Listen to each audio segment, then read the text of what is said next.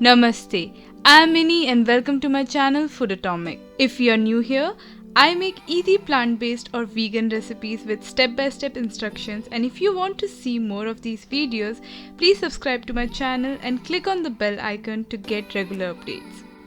Today we are making onion and potato fritters, which are also known as aloo pyaz ke pakode or bhaji in Hindi. So let's get started.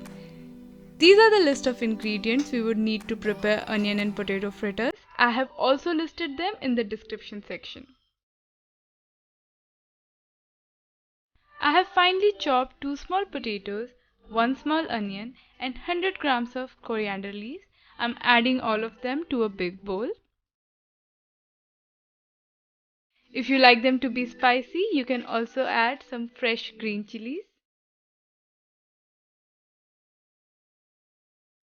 Mix everything well.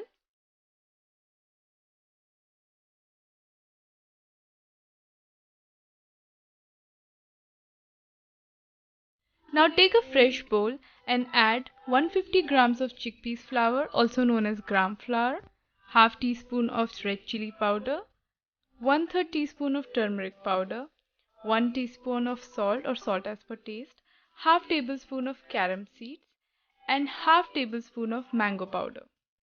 Mix all the dry ingredients till they are well combined.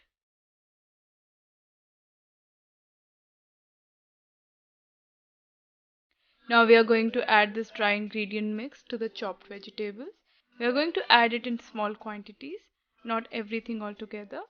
I have added 5 tablespoons of dry ingredients and I'm going to mix everything and keep on adding the flour as per the requirement.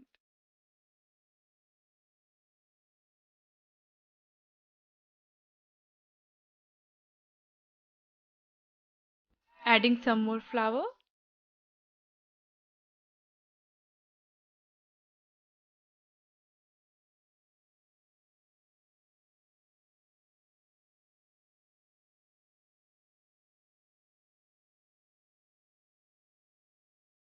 Adding a small amount of water just to create a light coat on top of the vegetables, which will also help them to bind together.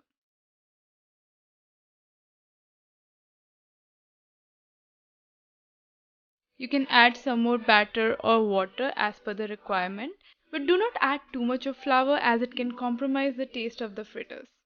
And remember that the potato and onion which you have added will also release some water, so do not add too much water as well. When you see this consistency in your batter, you should be good to go.